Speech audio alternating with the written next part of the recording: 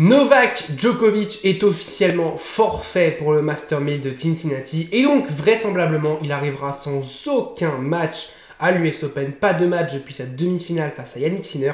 Est-ce inquiétant ou est-ce normal pour Novak Djokovic? On en parle tout de suite. Salut à tous, j'espère que vous allez bien, je suis très heureux de vous retrouver pour une toute nouvelle vidéo. Et aujourd'hui, on va parler du Serbe Novak Djokovic qui a annoncé hier soir qu'il ne serait pas de la partie au Masters 1000 de Cincinnati. On a déjà vu par exemple Yannick Sinner qui est déjà sur les entraînements, sur les nouveaux cours de Cincinnati. Et donc, la première question qui vient, c'est pourquoi? Déjà, c'est pourquoi Novak Djokovic ne va pas à Cincinnati. Pour moi, il y a deux solutions.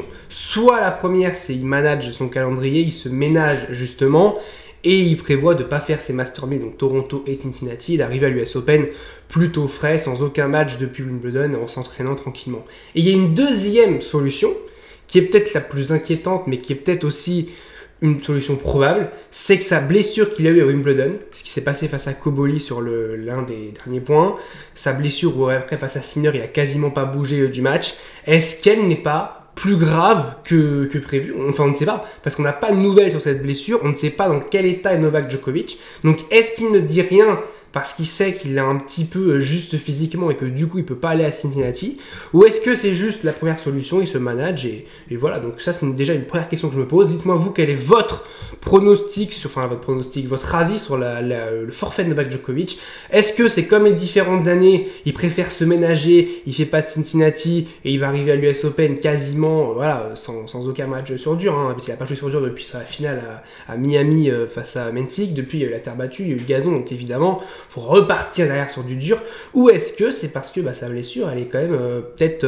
plus inquiétante que prévu et qu'au final Wimbledon ça l'a quand même mis sur le carreau quelques semaines. Moi c'est la question que je me pose. Ensuite, Novak Djokovic qui ne fait pas Cincinnati comme en 2024, qui du coup ne peut pas défendre en soi son titre de 2023 dans un match complètement dingue face à Carlos Alcaraz. Et cette victoire à Cincinnati, c'était son dernier Masters 1000 remporté par Novak Djokovic, mais on sait que maintenant c'est plus du tout les Masters 1000 qui l'intéressent. Il en a 40 Masters 1000, des joueurs ils ont même pas 40 titres, puis il a 40 Masters 1000, c'est pas un de plus qui va, même si voilà c'est toujours une petite cerise en plus sur le gâteau, mais c'est pas un de plus qui va lui donner, lui faire ok c'est bon j'ai 41, lui ce qu'il veut c'est un 25e grand chelem, c'est encore une fois améliorer sa barre de grand chelem, parce qu'il sait que c'est les grands chelems.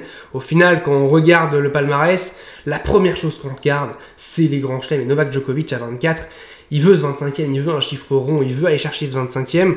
Est-ce qu'il ira le chercher à l'US Open? C'est très compliqué, parce qu'à l'US Open, c'est la même problématique qu'à Wimbledon ou qu'à Roland Garros, c'est qu'il sera dans les têtes de série entre 4 et 8, donc, entre 5 et 8, donc il est condamné à potentiellement jouer Yannick Sinner ou Carlos Alcaraz en quart de finale, et il est sûr d'en jouer au moins un avant les demi-finales, enfin au moins en demi-finale ou en quart de finale. Donc ça veut dire qu'il est toujours cette difficulté de potentiellement devoir battre et Yannick Sinner et Carlos Alcaraz à la suite en grand chelem. Donc ça c'est très compliqué. Alors aussi il peut profiter d'un moment où il y en a l'un des deux qui sort, et là à ce moment-là on dirait que Djokovic serait grand favori. Si un des deux sort et qu'il est dans la partie de tableau de Djokovic, on dirait que Djokovic sera grand favori pour aller en finale évidemment, mais s'il arrive encore une fois face à Sinner en demi-finale de Grand Chelem, je pense que ça va être très compliqué. On voit Sinner face à Djokovic, il est clairement rentré dans sa tête. C'est dingue à dire, parce que d'habitude c'est l'inverse. Sinner est rentré dans la tête de Novak Djokovic, et Djokovic n'y arrive plus face à Yannick Sinner. On le voit à Roland Garros,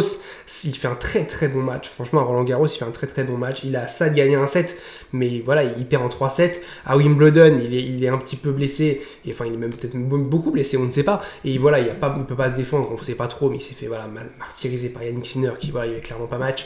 Mais voilà, Novak Djokovic en grand chelem, mine de rien cette année c'est toujours minimum demi-finale, enfin c'est toujours demi-finale tout court d'ailleurs, et franchement c'est déjà très très bien. Je trouve qu'on se rend pas compte de ce qu'il fait.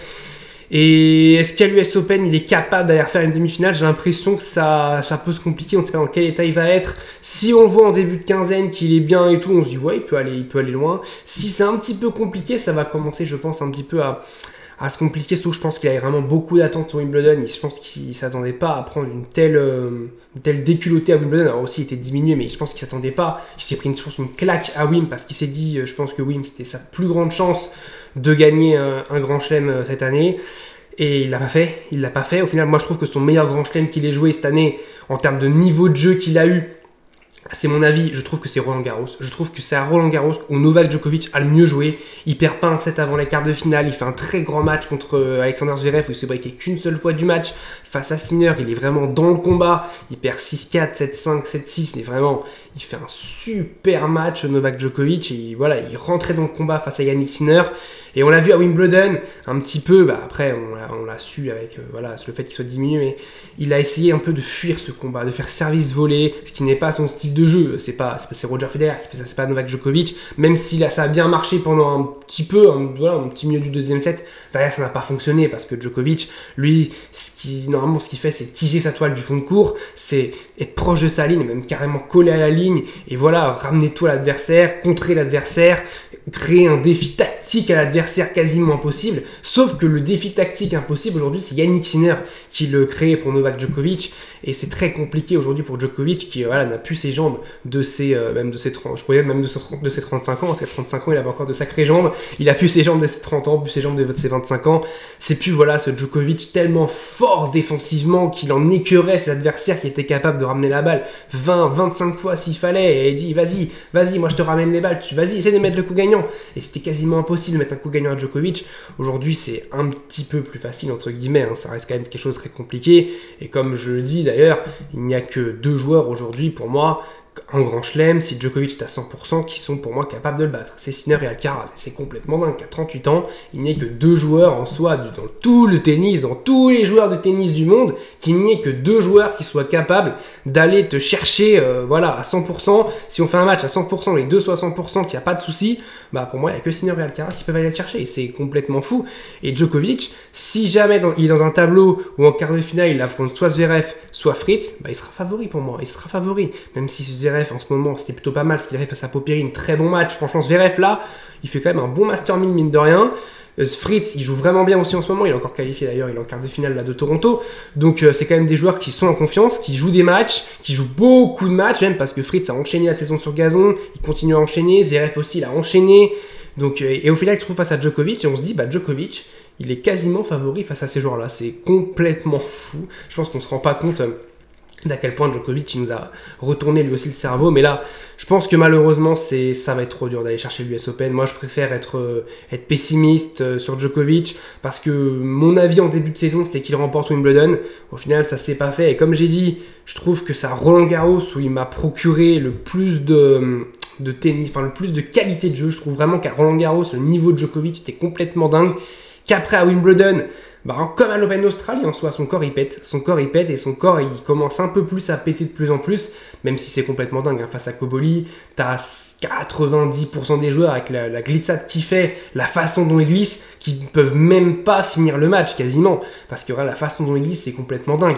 Donc oui, c'est sûr qu'il a eu quelque chose, et moi je pense que cette raison-là, dans les 2 optiques que j'ai dit au tout début de ma vidéo, je pense que Novak Djokovic il est pas à Cincinnati, parce que je pense qu'il est juste physiquement, qu'il ne fait pas de grosses annonces en ce moment, qu'il n'annonce pas grand-chose, et je pense qu'il est un peu juste physiquement, que ce sera bon pour l'US Open, j'espère en tout cas, parce que s'il n'y a pas Djokovic à l'US Open, ce sera un cataclysme, que ça soit pour le suspense du tournoi entre guillemets, même voilà le côté Djokovic il ramène du monde évidemment pour l'US Open, mais ouais je suis un peu inquiet, parce que Djokovic en plus, oui, des fois il aime pas faire des matchs, enfin des tournois avant des tournois du Grand Chelem, mais cette année il l'a fait. Avant Roland Garros, il fait Genève parce qu'il n'avait pas gagné un match sur terre battue, et ça l'a mis en confiance pour Roland Garros, où comme j'ai dit, il fait son meilleur tournoi cette année. Ensuite, il a fait Brisbane juste avant, enfin une semaine avant l'Open d'Australie.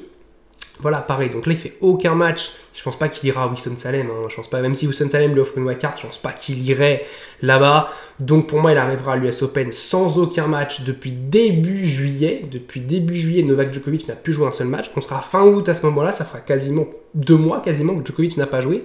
Donc dans quel état sera Novak Djokovic, sachant qu'il a 38 ans, sachant qu'il faut remettre la machine en route, sachant qu'il n'est pas à l'abri d'avoir des premiers tours un peu voilà, un peu piégeux, un peu dans un bourbier, ou alors il peut avoir des premiers tours assez cléments et tranquillement se servir de cette première semaine de l'US Open pour être une semaine de préparation. Voilà. Dites-moi vous ce que vous pensez sur cette absence de Novak Djokovic. Est-ce que c'est stratégique ou est-ce que c'est parce qu'il est juste physiquement ou est-ce que c'est un peu les deux? Est-ce qu'il est un peu juste physiquement mais il aurait pu y aller mais du coup il y va pas parce que par stratégie?